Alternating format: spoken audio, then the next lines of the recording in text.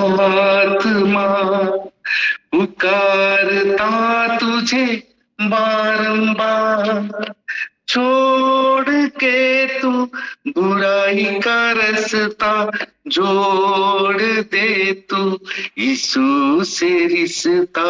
प्रभु की आवाज सुन मेरी आत्मा।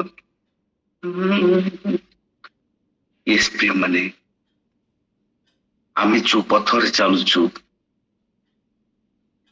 हुए तो आमको जीशुଙ୍କ ଠାରୁ ବହୁତ ଦୂରକୁ ନେଇଯାଉଛି। ପ୍ରଭୁ ଚାହାନ୍ତି ଆମେ ଫେରି ଆସିବା। ପ୍ରଭୁ ଚାହାନ୍ତି ପ୍ରତ୍ୟେକ ଦିନ ଏର୍ଲି ମର୍ଣ୍ଣିଂ ରେ ଆମେ ଯୋଉ ସୁନ୍ଦର ବାକ୍ୟ ସୁନ୍ଦର ଖାଦ୍ୟ ପାଉଛୁ ସେଇପରି ଜୀବନ କାଟିବା, ସେଇ ବାକ୍ୟ ଅନୁମୋଦିତ ଜୀବନ କାଟିବା। ଆସନ୍ତୁ ନିଜ ନିଜର ହୃଦୟକୁ ଖୋଲିବା। ମୁଁ କର୍ଣ୍ଣକୁ ଖୋଲିବା କରିବା କହୁନାହିଁ, କାନ ତ ଖୋଲା ଅଛି। ଆମର ହୃଦୟକୁ ଖୋଲିବା, ବାକ୍ୟର ଗଭୀରତାକୁ ମାପିବା, ଜାଣିବା। ଆଜି ବାକ୍ୟ ମାଧ୍ୟମରେ ପ୍ରଭୁ ମତେ କଣ ଶିକ୍ଷା ଦେଇଛନ୍ତି,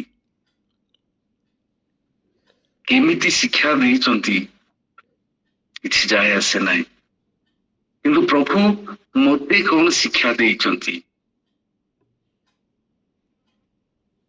ଚିନ୍ତା କରିବା, ଗ୍ରହଣ କରିବା।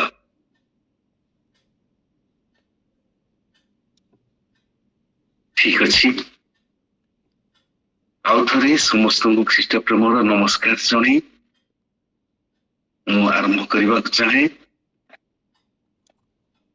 ପ୍ରଥମେ ତାର ଟିକେ ସ୍ମୃତି ଚାରଣ କରିବାକୁ ଚାହେଁ। ଗତ ଥର ମୁଁ ଗୋଟେ ସୁନ୍ଦର ଷ୍ଟାଟିଷ୍ଟିକ୍ସ ଦେଇଥିଲି, ଆପଣମାନଙ୍କ ଆଗରେ ଉପସ୍ଥାପନ କରିଥିଲି। ଆଶା କରେ ନିଶ୍ଚିତ ଭାବରେ ଆପଣଙ୍କର ମନେ ଥିବ, ଭୁଲି ନଥିବେ। ପ୍ରିୟ ମାନେ, କାରଣ ସେଇ ବିଷୟଟି ହିଁ ସେମିତି ଥିଲା। ଯଦି ତୁଳନାତ୍ମକ ଭାବ ରଖି ଆପଣମାନେ ଶୁଣିଛନ୍ତି ତାହେଲେ ଭୁଲି ଯାଇପାରନ୍ତି,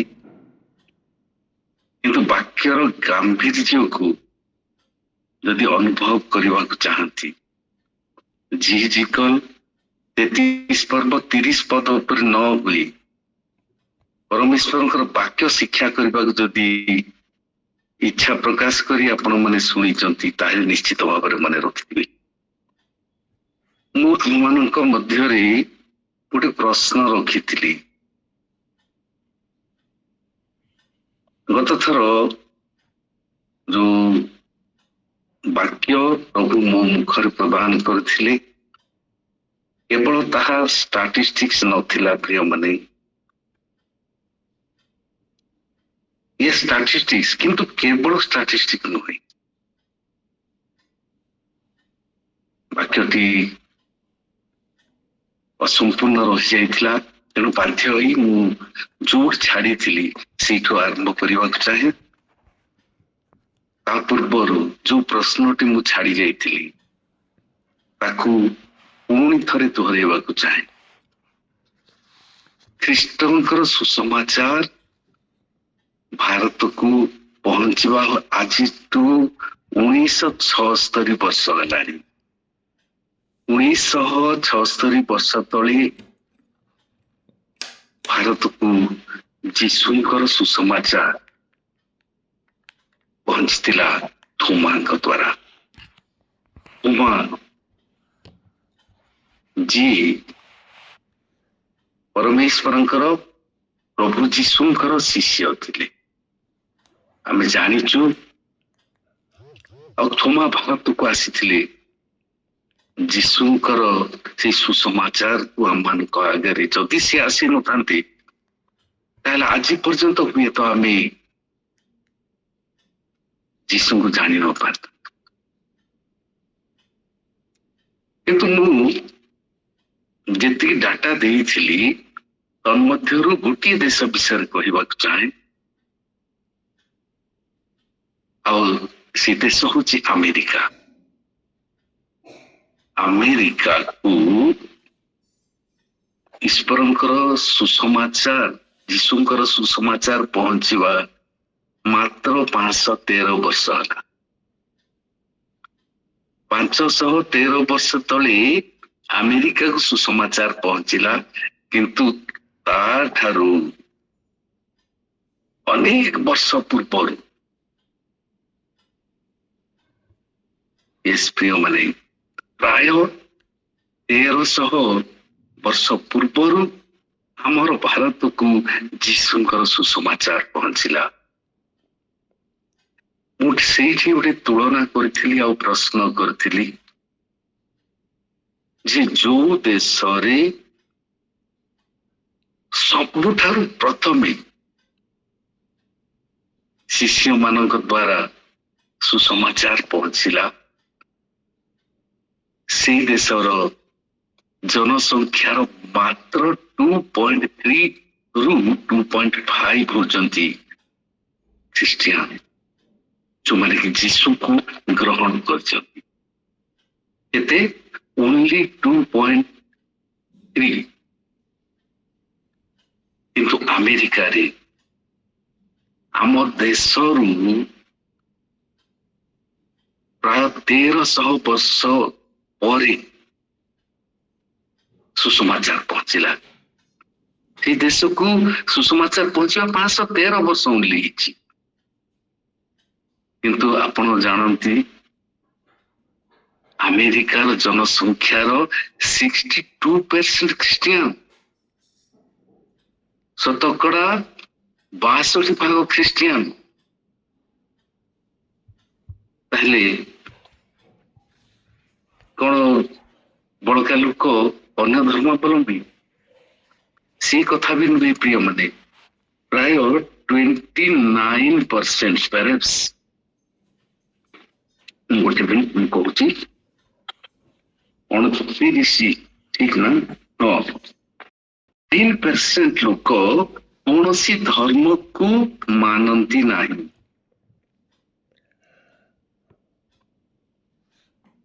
ଆମ ଭାରତରୁ ଅନେକ ଦିନ ପରେ ଆମେରିକାକୁ ପହଞ୍ଚିଛି। ବ୍ରାଜିଲକୁ ମଧ୍ୟ ସେମିତି, ବ୍ରାଜିଲକୁ ପରମେଶ୍ୱରଙ୍କର ବାକ୍ୟ ପହଞ୍ଚିବା ମଧ୍ୟ ବହୁ ଡେରିରେ ହେଇଥିଲା। କିନ୍ତୁ ବ୍ରାଜିଲର ଜନସଂଖ୍ୟାର ପ୍ରାୟ ସମସ୍ତେ ସେମାନେ ଯୀଶୁଙ୍କୁ ଜାଣିଛନ୍ତି, ଯୀଶୁଙ୍କୁ ଗ୍ରହଣ କରିଛନ୍ତି। ହେଲେ ଆମ ଦେଶରେ ଲୋକମାନେ ଯୀଶୁଙ୍କୁ ନ ଜାଣିବା ପଛରେ ରହସ୍ୟ କଣ ରହିଛି ପ୍ରିୟମାନେ? କାହିଁକି ଆଜି ପର୍ଯ୍ୟନ୍ତ ଲୋକମାନେ ଯୀଶୁଙ୍କୁ ଜାଣି ନାହାନ୍ତି? କାରଣ କଣ ଅଟେ? ଏଇଟା ଗୋଟେ ବହୁତ ବଡ ଚିନ୍ତାର ବିଷୟ ଅଟେ। ପରିଚୟ ପାଆନ୍ତୁ, ତାହେଲେ ଆମକୁ ଜାଣିବାକୁ ପଡିବ ଏଇ ବିଷୟ। କାରଣ କଣ? ଆମେ ପରମେଶ୍ୱରଙ୍କ ଦ୍ୱାରା ଦିଆଯାଇଥିବା ଆଦେଶକୁ ଠିକ ରୂପେ ପାଳନ କରୁଛୁ ତ? ୟେସ୍ ପ୍ରିୟମାନେ, ମୁଁ ଆପଣଙ୍କୁ ବି କହୁଛି, ଆଉ ମୋର ନିଜକୁ ନିଜେ ମଧ୍ୟ ମୁଁ ପଚାରୁଛି, ପ୍ରଭୁ ଯୀଶୁଙ୍କର ଦିଆଯାଇଥିବା ସେ ମହାନ ଆଦେଶକୁ ମୁଁ ପାଳନ କରୁଛି ତ? ଯଦି କରିନାହିଁ, ତାହେଲେ ଈଶ୍ୱରଙ୍କ ରାଜ୍ୟ ଆସିବ କେମିତି? ଯଦି ମୋର କର୍ତ୍ତବ୍ୟକୁ ମୁଁ ପାଳନ କରୁନାହିଁ, ତାହେଲେ ମୁଁ ତାଙ୍କ ରାଜ୍ୟର ଯୋଗ୍ୟ ହେଉଛି ତ? ଚିନ୍ତା କରିବା ସମୟ ଆସିଛି ପ୍ରିୟମାନେ। କାରଣ ସମୟ ଆସିବ ଯେତେବେଳେ ବିଚାର ସିଂହାସନରେ ବସି ପ୍ରଭୁ ଯୀଶୁ ଆପଣଙ୍କୁ ଆଉ ମତେ ପଚାରିବେ, ତୁ ମୋ ପାଇଁ କଣ କରିଛୁ? ୟେସ୍ ପ୍ରିୟମାନେ, ଚିନ୍ତା କରନ୍ତୁ ନାହିଁ, ମତେ ସେ ପଚାରିବେ ନାହିଁ, ପ୍ରତ୍ୟେକ ଜଣକୁ ପଚାରିବେ, ତୁ ମୋ ପାଇଁ କଣ କରିଛୁ? तुम राज्य पाई कौन करछु मु तोते जो महान आदेश दे आसथिली तू कौन करछु जदि आमे किछि करिना ताहले हुएत आम पाखे किछि उत्तर नथिबो और जा पाखे किछि उत्तर नाही ताको से कौन करिबे आमे समस्ते जानछु प्रिय माने चिंता करंतु यस मु भाषण दवा को आसी नहीं वर्तमान पर्यंत आपण भाषण पर लागू थाई पारे किंतु ई कथा सत्य ज्ञानर कथा केते प्रचार करिबा ज्ञानर कथा प्रचार करी करी आज हमर देशर अवस्था एया हेची ई कथा जानी रखिबा हमें देश स्वाधीन है केते वर्ष हला हमर स्वाधीनता केते दिन होईची प्रिय मनी आमे एबे भी पापर बंधन रे आबद्ध होइके रहिछु हमर मुक्ति हेई नाही आमे स्वाधीन हेई नाहु ये कथा निश्चित भाव आपण माने स्वीकार करिबे आमे हमर कर्तव्य को ठीक रूपे पालन करि पारना आसु देखिबा माथ्यू 17 पर्व 17 पर्व मते दया करी केही साहाय्य करिवे मु जहा कहिथिली से वर्तमान पर्यंत जॉइन करि पारि नाही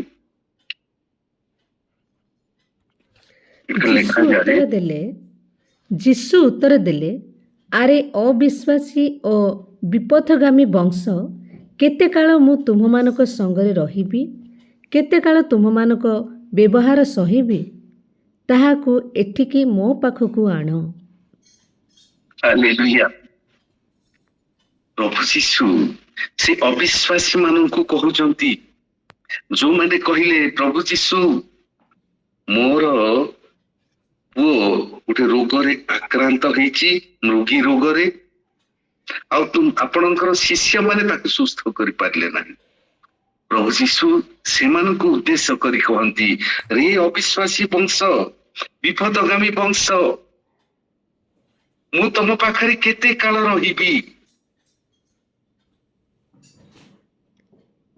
तमे सुस्थता पाई मते अपेक्षा करूच मो केते दिन ई पृथ्वी रे सहस्र तुम पाखे रहिबी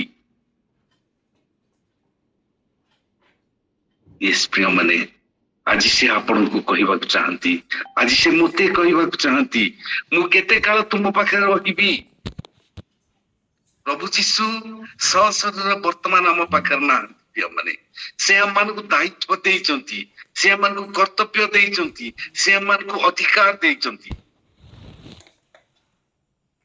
से जहा करितिले आमे सब कार्य ए पृथ्वी रे करिबा पई से हमको अधिकार देले और दायित्व देले किंतु आमे पालन करूना हमनक मध्य अधिकांश आमे पालन करूना हो हमर अधिकार को आमे साब्यस्त करूना हो आम पाखे जो शक्ति अच्छी जो शक्ति जो निजर शक्ति को से आमको देइचंती से शक्ति को आमे व्यवहार करूना भाग्य कौन गोटे प्रिय माने आज आमे जानबा को पड़िबो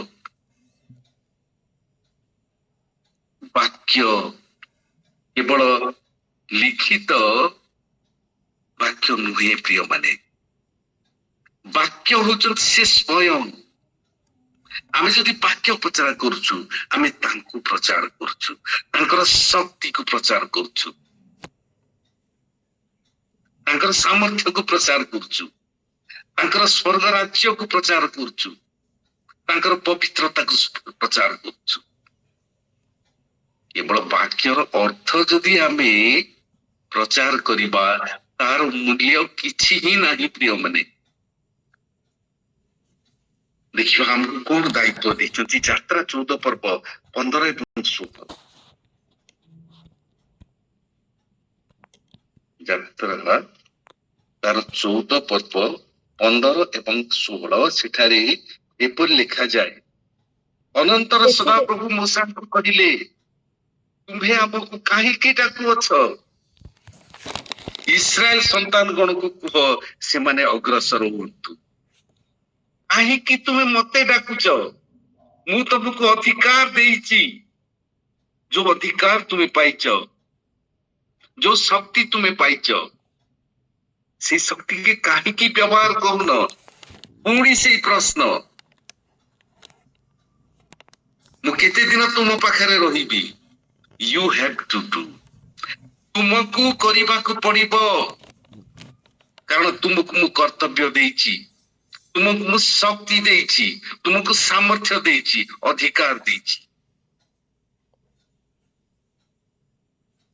ସେ ଅଧିକାରକୁ ଆମେ ସାବ୍ୟସ୍ତ କରୁଛୁ ତ ପ୍ରିୟମାନେ?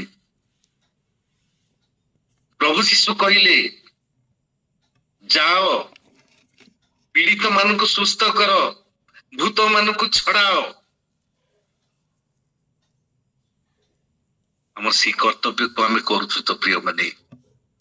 ନା କେବଳ ବାକ୍ୟର ଅର୍ଥ ହିଁ ପ୍ରଚାର କରୁଛୁ, ନା କେବଳ ରିଫରେନ୍ସ ଉପରେ ରିଫରେନ୍ସ ଦେଇ ଚାଲିଛୁ? ଜ୍ଞାନ ବୃଦ୍ଧି ହେବା ସହିତ, ପ୍ରିୟମାନେ ମୁଁ ଦୁଃଖର ସହିତ କହିବାକୁ ଚାହେଁ, କେବଳ ଜ୍ଞାନ ଯଦି ଆମର ବୃଦ୍ଧି ହେଲା, ବାଇବଲ ବିଷୟକ ଜ୍ଞାନ, ତାହେଲେ ଆମେ ଶାସ୍ତ୍ରୀ ମାନଙ୍କ ଠାରୁ ଆଉ କଣ ବେଶୀ ହେଲୁ ପ୍ରିୟମାନେ? ଚିନ୍ତା କରିବା, ବାଇବଲ ବିଷୟକ ଜ୍ଞାନ ଆବଶ୍ୟକ ଅଛି। ବାଇବଲର ଜ୍ଞାନ ଲୋକଙ୍କ ମନ ଭିତରେ ପୁରେଇବା ଅପେକ୍ଷା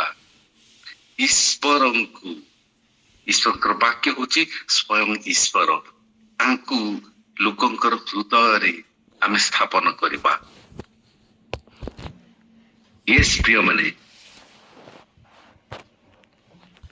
ପ୍ରଭୁ ଯୀଶୁ କେବଳ ସ୍ୱର୍ଗ ରାଜ୍ୟର ବାକ୍ୟ ପ୍ରଚାର କରୁନଥିଲେ। ମୁଁ କହିଲି କେବଳ ସ୍ୱର୍ଗ ରାଜ୍ୟର ବାକ୍ୟ ତ ପ୍ରଚାର କରୁଥିଲେ, କିନ୍ତୁ ତା ସହିତ ଆଶ୍ଚର୍ଯ୍ୟ କର୍ମ ମଧ୍ୟ କରୁଥିଲେ, ଶକ୍ତିର କାର୍ଯ୍ୟ ମଧ୍ୟ କରୁଥିଲେ। ଯଦି ଆବଶ୍ୟକ ନଥାନ୍ତା, ପ୍ରଭୁ ଯୀଶୁ ତାହା କରିନଥାନ୍ତେ ପ୍ରିୟମାନେ। ଆଜି ସେଇ ଦୁର୍ବଳତା ହିଁ ଆମ ପାଖରେ ରହିଛି। ଆମ ପାଖରେ କେବଳ ବାକ୍ୟ, ଯାହା ପାଟିରୁ ଆମର ବାହାରୁଛି କେବଳ ବାକ୍ୟ ଅଛି, କିନ୍ତୁ ଶକ୍ତି ନାହିଁ। ଶକ୍ତିର ଆବଶ୍ୟକତା ରହିଛି ପ୍ରିୟମାନେ। ପ୍ରଭୁ ଯୀଶୁ ମୂଷାଙ୍କୁ କହନ୍ତି, ଆମକୁ କାହିଁ ଡାକୁଛ? ତୁମେ ଆପଣ ଯଷ୍ଟି ଉଠାଅ। ସେଇ ଯଷ୍ଟି ଦ୍ୱାରା ଅସାଧ୍ୟକୁ ସାଧନ କରିବାକୁ ମୁଁ ତମକୁ ଶିଖେଇଛି। ଯେତେବେଳେ ମୁଁ ତମକୁ କହିଲି ଏଇ ଯଷ୍ଟିକୁ ତଳେ ପକାଅ ରାଜାଙ୍କ ଆଗରେ, ଯଷ୍ଟିକୁ ତୁମେ ତଳେ ପକେଇଲ, ଆଉ ତାହା ସାପ ହେଇଗଲା, ଅସମ୍ଭବ ସମ୍ଭବ ହେଇଗଲା। ସେଇ ଯଷ୍ଟିକୁ ବ୍ୟବହାର କରି ତୁମେ ଅନେକ ଆଶ୍ଚର୍ଯ୍ୟ କର୍ମ କରିଛ। ମୁଁ ତମ ସହିତ ଅଛି, ଏ ବିଷୟ ମୁଁ ତମକୁ ବାରମ୍ବାର ଜଣେଇଛି, ତଥାପି ତୁମର ମନେ ନାହିଁ। ତୁମେ ସେଇ ଯଷ୍ଟିକୁ ବ୍ୟବହାର କର।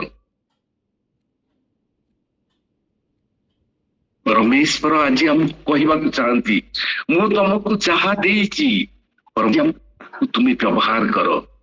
ପ୍ରଭୁ ଯୀଶୁ ମଧ୍ୟ କହିଲେ, ତୁମ ପାଖରେ କଣ ଅଛି ଆଣ। ଆଉ ସେମାନେ 5ଟି ରୁଟି 2ଟି ମାଛ ଆଣିଥିଲେ। ତାକୁ ଆଶୀର୍ବାଦ କରି ସେ ଅନେକ ଲୋକଙ୍କୁ, 5000 ତ ମୁଁ କହିବି ନାହିଁ, 5000 କେବଳ ପୁରୁଷ ଥିଲେ, ଅତି କମରେ 10-12 ହଜାର ଲୋକଙ୍କୁ ସେ ଖାଦ୍ୟ ପରିବେଷଣ କରିଥିଲେ। ଆଉ ସମସ୍ତେ ତୃପ୍ତ ହେଇଥିଲେ। ୟେସ୍ ପ୍ରିୟ ମାନେ, ଆମ ପାଖରେ ଯାହା ଅଛି ତାକୁ ସେ ବ୍ୟବହାର କରିବାକୁ ଚାହାନ୍ତି। ସେଦିନ ମୂଷାଙ୍କ ପାଖରେ ଜଷ୍ଟିକ୍ ଥିଲା, ସେ ଜଷ୍ଟିକ୍ ସେ ବ୍ୟବହାର କରିବାକୁ ଚାହିଁଲେ। ଆଜି ଆପଣଙ୍କ ପାଖରେ ଯାହା ଅଛି ତାକୁ ସେ ବ୍ୟବହାର କରିବାକୁ ଚାହାନ୍ତି। କାହିଁକି? ତାଙ୍କର ମହିମା ପ୍ରକାଶ କରିବା ପାଇଁ, ଆମର ମହିମା ପାଇଁ ନୁହେଁ। ପ୍ରାର୍ଥନା କରି, ଆଜିକାଲି ପ୍ରାର୍ଥନା କରିବା ଦ୍ୱାରା ଯଦି କେହି ସୁସ୍ଥତା ପାଇଗଲା, ସାଙ୍ଗେ ସାଙ୍ଗେ ଆଡଭର୍ଟାଇଜ ହେଇଯାଉଛି, ନିଜେ ଗୌରବାନ୍ବିତ ହେବାକୁ ଚେଷ୍ଟା କରୁଛନ୍ତି। ୟେସ୍ ପ୍ରିୟ ମାନେ, ସେମାନଙ୍କ ପାଇଁ ହିଁ ଲେଖାଯାଇଛି ଯେ ମୁଁ ତୁମକୁ କେବେ ହିଁ ଜାଣି ନାହିଁ। ଗୌରବାନ୍ବିତ ସେ ହେବେ ପ୍ରିୟ ମାନେ, ମଣିଷ ନୁହେଁ। କିନ୍ତୁ ମନେ ରଖିବା, ବାକ୍ୟରେ ଶକ୍ତି ଅଛି, କାରଣ ବାକ୍ୟ ହିଁ ଈଶ୍ୱର ଅଟନ୍ତି। এই କଥା ଆମେ ଭୁଲିବା ନାହିଁ। ଆମେ ଅଧିକାର ପାଇଛୁ, ପୁତ୍ରତ୍ୱର ଅଧିକାର, ଆମେ ଈଶ୍ୱରଙ୍କ ସାଦୃଶ୍ୟତାର ଅଧିକାର ପାଇଛୁ। କିନ୍ତୁ ଆମେ ଭୁଲି ଯାଉଛୁ, ପୁତ୍ର ପିତାଙ୍କ ପାଖରେ ଯାହା ଅଛି ପ୍ରତ୍ୟେକ ବିଷୟର ଉତ୍ତରାଧିକାରୀ ଅଟେ। ସେଇ ଉତ୍ତରାଧିକାର ବଳରେ ଆମେ ସବୁ କରିପାରିବା। ଏ ବିଷୟ ବାରମ୍ବାର ସେ ଆମକୁ ଚେତେଇଛନ୍ତି, କିନ୍ତୁ ଆମେ କିଛି କରୁନୁ। ପ୍ରଭୁ ଯୀଶୁ କହନ୍ତି, ଯୋହନ 14 ପର୍ବ 12 ପଦରେ କଣ ଲେଖାଯାଏ? ଯୋହନ 14 ପର୍ବ 12 ପଦରେ ସେଟା ଏପରି ଲେଖାଯାଏ, ସତ୍ୟ ସତ୍ୟ ମୁଁ ତୁମମାନଙ୍କୁ କହୁଛି, ମୋ ଠାରେ ଯେ ବିଶ୍ୱାସ କରେ। ଧ୍ୟାନ ଦବା, ସେ କହନ୍ତି ମୋ ଠାରେ ଯେ ବିଶ୍ୱାସ କରେ, ମୁଁ ଯେଉଁ ଯେଉଁ କର୍ମ କରୁଛି ସେ ମଧ୍ୟ ସେହି ସବୁ କରିବ। ଯାହା ଯାହା କରିଛି ସବୁ ଆଶ୍ଚର୍ଯ୍ୟ କର୍ମ ସେ କରିବ, ଆଉ ସେ ସବୁ ଅପେକ୍ଷା ଅଧିକ ମହତ୍ କର୍ମ କରିବ। ହାଲେଲୁୟା। ମାନେ ପ୍ରଭୁ ଯୀଶୁ ଯୋଉ କର୍ମ କରିଥିଲେ ସେ ସବୁ ଆମକୁ କରିବାକୁ ପଡିବ। ଅରକ୍ଷକ ମେଷ ତୁଲ୍ୟ ଲୋକମାନଙ୍କୁ ଦେଖିଲେ ସେ ଦୟାରେ ପିଗଳିତ ହେଇଯାଉଥିଲେ। ଆମେ ବି ଅନ୍ୟମାନଙ୍କୁ ଦେଖିଲେ, ଯୋଉମାନେ ଯୀଶୁଙ୍କୁ ଜାଣିନାହାନ୍ତି, ଯୋଉମାନେ ଯୀଶୁଙ୍କୁ ଗ୍ରହଣ କରିନାହାନ୍ତି, ସେମାନଙ୍କୁ ଦେଖିଲେ ଆମେ ଦୟାରେ ବିଗଳିତ ହବା। ଯୀଶୁଙ୍କର ପରିଚୟ ଆମେ ସେମାନଙ୍କୁ ଦବା, ଏହା ତ ସେ ଚାହାନ୍ତି। ଆମେ ଭାବୁଛୁ ଆଚ୍ଛା ଆସନ୍ତୁ, ଈଶ୍ୱର କହନ୍ତି ଆମର ବାକ୍ୟ କଣ ଅଟେ? ଈଶ୍ୱର ଜିରିମିୟ ଭବିଷ୍ୟତ ବକ୍ତାଙ୍କର ମୁଖରେ କୁହନ୍ତି, ତାର 23 ପର୍ବ 29 ପଦରେ, ଆମର ବାକ୍ୟ କି ପାଷାଣ ଖଣ୍ଡ ବିଖଣ୍ଡକାରୀ ହାତୁଡ଼ି ତୁଲ୍ୟ ନୁହେଁ। ୟେସ୍ ପ୍ରିୟ ମାନେ, ଈଶ୍ୱରଙ୍କର ବାକ୍ୟ ପାଷାଣକୁ, ପଥରକୁ ଖଣ୍ଡ ବିଖଣ୍ଡ କରିବା ହାତୁଡ଼ି ତୁଲ୍ୟ ଅଟେ। ମନୁଷ୍ୟର ହୃଦୟ ଯେତେ କଠିନ ହେଉନା କାହିଁକି, ତାକୁ ସେ ଖଣ୍ଡ ଖଣ୍ଡ କରିଦେବେ। ତାଙ୍କର ଇପ୍ସିତ, ତାଙ୍କର ଇଚ୍ଛାର ଆକୃତି ଆକାର ତାକୁ ସେ ଦେବେ। ୟେସ୍ ପ୍ରିୟ ମାନେ, ତାଙ୍କର ବାକ୍ୟ କାର୍ଯ୍ୟ ସାଧକ ଅଟେ। ଏଭ୍ରି 4 ପର୍ବ 12 ପଦ ଟିକେ ପଢିବାକୁ ଚାହେଁ। ଏଭ୍ରି ତାର 4 ପର୍ବ 12 ପଦ ଯଦି କିଏ ପାଉଛନ୍ତି ତାହେଲେ ସାହାଯ୍ୟ କରନ୍ତୁ।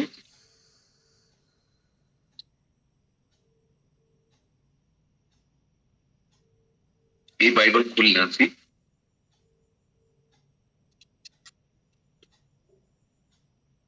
ମୁଁ ପଢି ଦଉଛି ପୁନଃ। ଠିକ ଅଛି।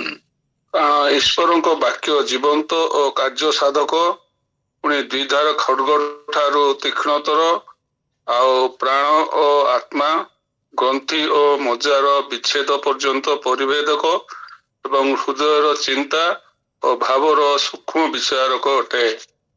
ଥ୍ୟାଙ୍କ ୟୁ ନନା। କାରଣ ଈଶ୍ୱରଙ୍କର ବାକ୍ୟ କାର୍ଯ୍ୟ ସାଧକ ଅଟେ ଆଉ ଜୀବନ୍ତ ଅଟେ। ମୁଁ ପୁରାପୁରି ବାକ୍ୟ ଭିତରକୁ ଯିବି ନାହିଁ। ତାଙ୍କର ବାକ୍ୟ ଜୀବନ୍ତ ଅଟେ ଆଉ କାର୍ଯ୍ୟ ସାଧକ ଅଟେ, ଆମେ ଜାଣିବାକୁ ପଡିବ। କିନ୍ତୁ ଆଜି ଆମେ ଯୋଉ ବାକ୍ୟ ପ୍ରଚାର କରୁଛୁ, ଆମେ ଯୋଉ ବାକ୍ୟକୁ ଶୁଣିବାକୁ ଭଲ ପାଉଛୁ, ଆଜିର ବାକ୍ୟ ତ ଅଧିକାଂଶକୁ ଶୁଣିବାକୁ ଇଚ୍ଛା ହବନି। କିନ୍ତୁ ଆପଣ ମାନଙ୍କର ପସନ୍ଦ ହଉ ନ ପସନ୍ଦ ହଉ, ସେଥିରେ ମୋର କିଛି କହିବାର ନାହିଁ। ପବିତ୍ର ଆତ୍ମା ଯାହା କୁହନ୍ତି ମୁଁ ତାହା କହିବାକୁ ଚାହେଁ। ଚେତାବନୀର ବାକ୍ୟ କାହାକୁ ଭଲ ଲାଗେ ନାହିଁ, ତାଗିଦ କରିବା ବାକ୍ୟ କାହାକୁ ଭଲ ଲାଗେ ନାହିଁ। କିନ୍ତୁ ଆଜି ତାର ସେଇ ବାକ୍ୟର ହିଁ ଆବଶ୍ୟକତା ରହିଛି। କାରଣ ଆଜି ପର୍ଯ୍ୟନ୍ତ ଅନୁଗ୍ରହ ଅନୁଗ୍ରହ ଅନୁଗ୍ରହ ହେଇ ଆମେ ଏଇ ପୃଥିବୀକୁ ଛାଡିକି ଚାଲିଯିବା, କିନ୍ତୁ ପ୍ରଭୁ ତୁମେ ମତେ ଅନୁଗ୍ରହ କର ବୋଲି ହିଁ ପ୍ରାର୍ଥନା କରିବା।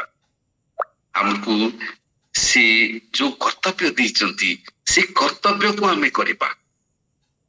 ଜିହିଜିକଲ 33 ପର୍ବ 31 ରୁ 32 ପଦରେ ଲେଖାଯାଏ, ଜିହିଜିକଲ 33 ପର୍ବ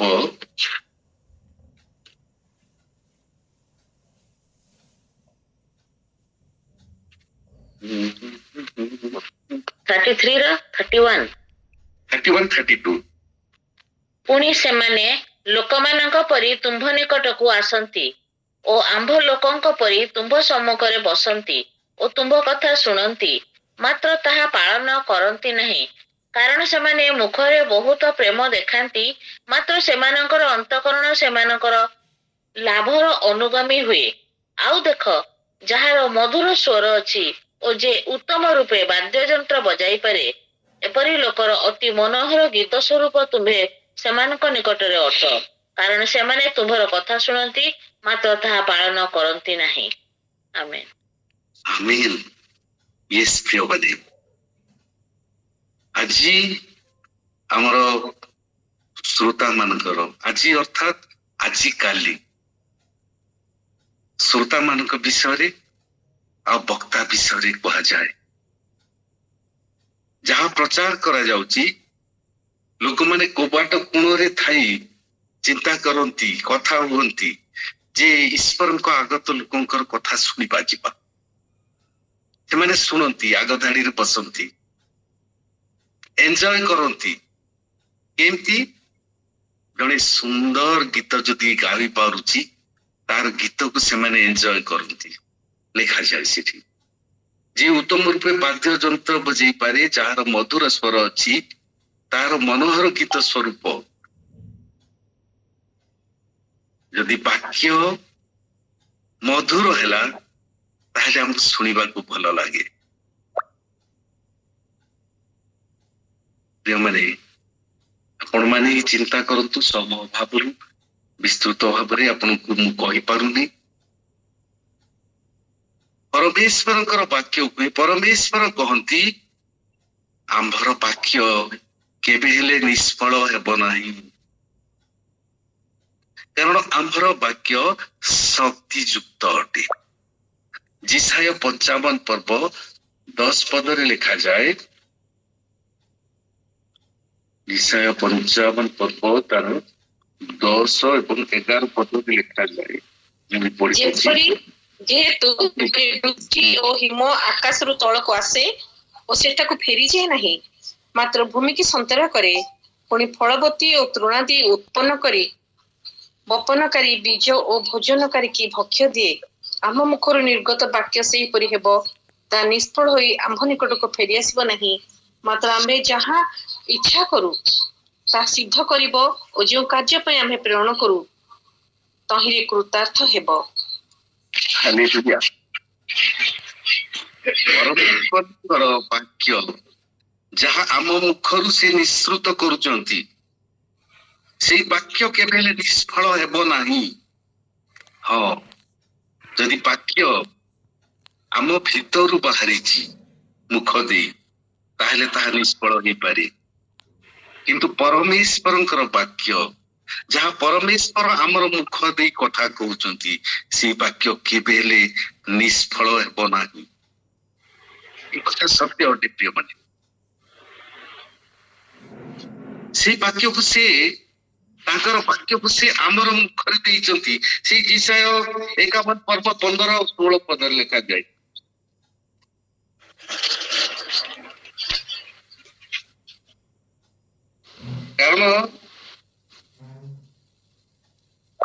କାରଣ କଲ୍ଲୋଳ ସକଳ ଗର୍ଜନ କରିବା ନିମନ୍ତେ ଯେ ସମୁଦ୍ରକୁ ବ୍ୟସ୍ତ କରନ୍ତି, ଆମ୍ଭେ ସେଇ ସଦାପ୍ରଭୁ ତୁମ ପରମେଶ୍ୱର ଅଟୁ, ତାହାଙ୍କର ନାମ ସୈନ୍ୟାଧିପତି ସଦାପ୍ରଭୁ। ପୁଣି ଆକାଶ ମଣ୍ଡଳ ରୋପଣ କରିବାର, ପୃଥିବୀ ଭିତ୍ତିମୂଳ ସ୍ଥାପନ କରିବାର, ଆଉ ତୁମ୍ଭେ ଆମ୍ଭର ଲୋକ, ଏହା ସିଓନକୁ କହିବା ପାଇଁ ଆମ୍ଭେ ତୁମ ମୁଖରେ ଆପଣା ବାକ୍ୟ ରଖିଅଛୁ ଓ ଆପଣା ହସ୍ତର ଛାୟାରେ ତୁମ୍ଭକୁ ଆଚ୍ଛାଦନ କରିଅଛୁ। ହାଲେଲୁୟା। ପରମେଶ୍ୱର କହନ୍ତି, ଆମ୍ଭେ ତୁମ ମୁଖରେ ଆପଣା ବାକ୍ୟ ରଖିଅଛୁ। ଆମ ମୁଖରେ ତାଙ୍କର ବାକ୍ୟ ରଖିଅଛନ୍ତି। ପ୍ରିୟମାନେ, ଏଇ କଥା ମନେ ରଖିବା। ପରମେଶ୍ୱର ଯାହା କହିବାକୁ ଚାହାନ୍ତି, ଆମର ମୁଖ ଦେଇ ସେ କୁହନ୍ତୁ। ଆମର ମୁଖକୁ ତାଙ୍କ ହାତରେ ଆମେ ଉତ୍ସର୍ଗ କରିବା। ସବୁବେଳେ ମୁଁ କେତେଟା ଭର୍ସ କହିଥାଏ, ସେ ଭିତରୁ ଗୋଟିଏ ହଉଛି ରୋମିଓ 6 ପର୍ବ 13 ପଦ। ନିଜର ଅଙ୍ଗ ପ୍ରତ୍ୟଙ୍ଗକୁ ଆମେ ପ୍ରଭୁଙ୍କ ହାତରେ ସମର୍ପଣ କରିବା। ଯେପରିକି ଆମର ଅଙ୍ଗ ପ୍ରତ୍ୟଙ୍ଗ ଭିତରେ ମୁଖ ମଧ୍ୟ ଯାଉଛି। ପ୍ରିୟମାନେ, ସେ ତାଙ୍କ ରାଜ୍ୟ ସକାଶେ ବ୍ୟବହାର କରିବେ। ୟେସ୍, ମନେ ରଖିବା। ସେ ଚାହାନ୍ତି ଆମକୁ ବ୍ୟବହାର କରିବା ପାଇଁ।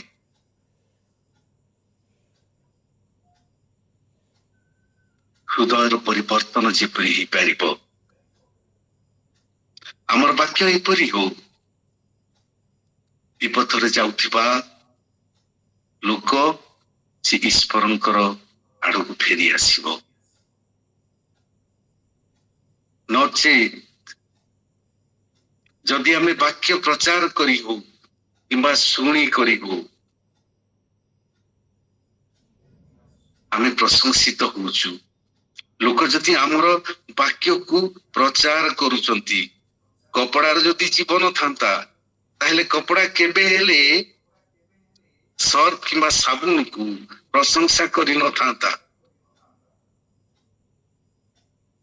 କାରଣ ତାକୁ ଏ କଷ୍ଟ ଦେଇଥାଏ। ଫଳ ସୁମିଷ୍ଟ ହେଇଥାଏ, ଫଳ ସୁନ୍ଦର ହୁଏ। ସାବୁନ ଲାଗିବା ଦ୍ୱାରା, ସର୍ଫ ଲାଗିବା ଦ୍ୱାରା କପଡା ଉଜ୍ଜଳ ହେଇଯାଇଥାଏ, ସଫା ହେଇଯାଇଥାଏ। ଠିକ ସେମିତି ଈଶ୍ୱରଙ୍କର ବାକ୍ୟ କଡା ଲାଗିପାରେ, ଆମକୁ କଷ୍ଟ ଲାଗିପାରେ, କିନ୍ତୁ ଆମକୁ ଗ୍ରହଣ କରିବାକୁ ପଡିବ। ଆଉ ଆମେ ଯଦି ଲୋକଙ୍କୁ ସନ୍ତୁଷ୍ଟ କରିବା ପାଇଁ ବାକ୍ୟ ପ୍ରଚାର କରିବା, ତାହେଲେ ସେଇ ଶେଷ ଦିନରେ ସେ ଆମକୁ କହିବେ, ମୁଁ ତମକୁ କେବେ ହେଲେ ଜାଣେ ନାହିଁ। ଆମେ ଯଦି କାହିଁକି ପ୍ରଶ୍ନ କରୁ, ପ୍ରଭୁ ମୁଁ ଅନେକ ବାକ୍ୟ ତୁମ ପାଇଁ ପ୍ରଚାର କରିଛି। ୟେସ୍, ପ୍ରଚାର କରିଛୁ, କିନ୍ତୁ ସବୁ ଗୌରବ ତୁ ନେଇଯାଇଛୁ। ଯାହା ମୋର ପ୍ରାପ୍ୟ ସବୁ କିଛି ତୁ ନେଇ ସାରିଛୁ। ଶ୍ରୋତା ମାନେ ମନ୍ତ୍ରମୁଗ୍ଧ ହେଇ ତତେ ପ୍ରଶଂସା କରିଛନ୍ତି। ୱାଓ, ବୀରେନ୍ଦ୍ର ନାୟକ କି ସ୍ପିଚ ଦେଲେ, କି ଶିକ୍ଷା ଦେଲେ, ବହୁତ ସୁନ୍ଦର। ଅର୍ଥାତ ଗୌରବ ତ ତୁ ନେଇଗଲୁ। ଯାହା ମୋର ପ୍ରାପ୍ୟ ତାହା ତୁ ନେଇ ସାରିଛୁ ବାପା। ତୋର ମୋର କୌଣସି ସମ୍ପର୍କ ନାହିଁ। ଆଉ ଆମ ପାଇଁ ଦ୍ୱାର ରୁଦ୍ଧ ହେଇଯିବ। ଆମର ଉଷ୍ଟାଚରର ଫଳକୁ ଆମେ ନୀତି ଉତ୍ସର୍ଗ କରିବା। ପ୍ରିୟମାନେ, 10 ମିନିଟ ହେଇଯାଇଛି, ଆଉ 2 ମିନିଟ ନେବି। ଆମ ଜୀବନରେ ଯୋଉ ସାକ୍ଷ୍ୟ ଅଛି, ସେଇ ସାକ୍ଷ୍ୟକୁ ଆମେ ଅନ୍ୟମାନଙ୍କ ଆଗରେ ପ୍ରକାଶ କରିବା, ତାହା ତ ଉଷ୍ଟାଧରର ଫଳ ଅଟେ। ଆମେ ତାଙ୍କୁ ଗୌରବାନ୍ୱିତ କରିବା, ଆମେ ତାଙ୍କୁ ମହିମାନ୍ୱିତ କରିବା, ଏହା ତ ସୁସମାଚାର ଅଟେ। କେବଳ ବାଇବଲର ବାକ୍ୟକୁ ବିଶ୍ଳେଷଣ କରିବା ସୁସମାଚାର ପ୍ରଚାର ନୁହେଁ। ମୁଁ କହିଲି କେବଳ ବାଇବଲର ବାକ୍ୟକୁ ବିଶ୍ଳେଷଣ କରିବା ସୁସମାଚାର ପ୍ରଚାର ନୁହେଁ। ଏଇ ସତ୍ୟତାକୁ ଆମେ ଜାଣି ରଖିବା। ବାଇବଲର ବାକ୍ୟ ଆମକୁ ମାର୍ଗଦର୍ଶନ କରେ। ଈଶ୍ୱରଙ୍କର ବାକ୍ୟ ଅନୁଯାୟୀ ଜୀବନ କାଟିବା, ଯୀଶୁଙ୍କୁ ଅର୍ଥାତ୍ ଯୀଶୁଙ୍କ ବାକ୍ୟର ଅନୁଗମନ କରିବା, সেই ବାକ୍ୟକୁ ପାଳନ କରିବା ଏବଂ ପାଳନ କରେଇବା, ଅର୍ଥାତ୍ ଯୀଶୁଙ୍କ ବାକ୍ୟର ଅନୁଗମନ କରିବା, ଏଇଟା ହଉଛି ଆମର କର୍ତ୍ତବ୍ୟ। ଯୋଉ ମହାନ ଆଦେଶ ସେ ଦେଇଛନ୍ତି, ମୁଁ ତୁମମାନଙ୍କୁ ଯାହା ଶିକ୍ଷା ଦେଇଛି ସେ ସବୁ ଅନ୍ୟମାନଙ୍କୁ ଶିଖାଅ ଆଉ ପାଳନ କରିବାକୁ ଶିକ୍ଷା ଦିଅ। ମନେ ରଖିବା ପ୍ରିୟମାନେ, ସେଇ ବାକ୍ୟକୁ ଶିଖାଅ ନୁହେଁ, ପାଳନ କରିବାକୁ ଶିକ୍ଷା ଦିଅ। ଯଦି ଆମେ ପାଳନ କରିବାକୁ ଶିକ୍ଷା ଦବା, ପରମେଶ୍ୱରଙ୍କ ସେଇ ମହାନ ଆଦେଶକୁ, ତାଙ୍କର ବାକ୍ୟକୁ এই ପୃଥିବୀରେ ଆମ ଦେଶରେ ଆମେ ତାଙ୍କୁ ସ୍ଥାପନ କରିବା। ସେଇ ଗୋଟିଏ ପ୍ରଶ୍ନ ଯାହାକି ଖୋଲାଖୋଲି ଭାବରେ କୁହାଯାଇ ନପାରେ ଉତ୍ତରକୁ, ପ୍ରତ୍ୟେକ ବର୍ଷ ଅନ୍ତତଃ ଯଦି ଆମେ ଜଣକୁ ଯୀଶୁଙ୍କର ପରିଚୟ ଦେଇପାରିବା ପ୍ରତ୍ୟେକ, ତାହେଲେ ଷ୍ଟାଟିଷ୍ଟିକ୍ସ ଆପଣ ହିଁ ବାହାର କରନ୍ତୁ। ଦେଶ ସ୍ୱାଧୀନ ହେଲା ବେଳେ ପରସେଣ୍ଟେଜ ଖ୍ରୀଷ୍ଟିଆନିଟିର ଯେତିକି ଥିଲା ସେତିକି ହିଁ ରହିଛି। ଯଦି ପ୍ରତ୍ୟେକ ବର୍ଷ ଆମେ ଜଣକୁ ଯୀଶୁଙ୍କ ପାଖକୁ ଆଣିବା, ଯୀଶୁଙ୍କର ପରିଚୟ ଦବା, ଷ୍ଟାଟିଷ୍ଟିକ ପୁରାପୁରି ବଦଳିଯିବ ପ୍ରିୟମାନେ। ତାଙ୍କର ମହାନ ଆଦେଶ ଆମ ଜୀବନରେ ଆମେ ପୂରଣ କରିବା। ସେଇ ବିଚାର ଦିନରେ ପାଟି ଖୋଲି କହିବା ପାଇଁ ଆମ ପାଖରେ କିଛି ଥିବ, କିନ୍ତୁ ଆମେ କହିବାର ବି ଆବଶ୍ୟକ ପଡିବ ନାହିଁ, କାରଣ ଆମର ସାକ୍ଷୀ ପ୍ରଭୁ ଯୀଶୁ ନିଜେ। ସେ ଆମ ସପକ୍ଷରେ ପିତାଙ୍କ ନିକଟରେ କହିବେ। ଥିଓରିଟିକାଲ ଖ୍ରୀଷ୍ଟିଆନ ହେବା ନାହିଁ ପ୍ରିୟମାନେ। ଭାବିବା ନାହିଁ ଯେ କେବଳ ପାଷ୍ଟର କେବଳ ପ୍ରଚାରକ ହିଁ ପ୍ରଚାର କରିବେ।